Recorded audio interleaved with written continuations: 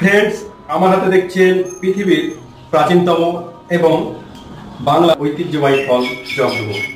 এটি ফল অধিক সবজি নামে পরিচিত। যাদের কিডনিজনিত সমস্যা, মূত্রজনিত সমস্যা, এমনকি স্মৃতিশক্তি বৃদ্ধির জন্য মহা ঔষধ হচ্ছে এই জগডুমুর।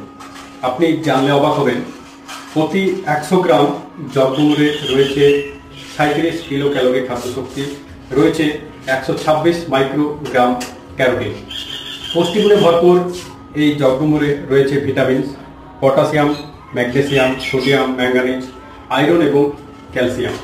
এই জগডুমুর খেলে কোষ্ঠকাঠিন্য, হাড় মজবুত এবং রক্তচাপ নিয়ন্ত্রণ করে। প্রাচীনকালে গ্রামের মানুষেরা মনে করত এই জগডুমুর খেলে পেটের ক্রিয়াজনিত সমস্যা, জন্ডিস, আমাশয়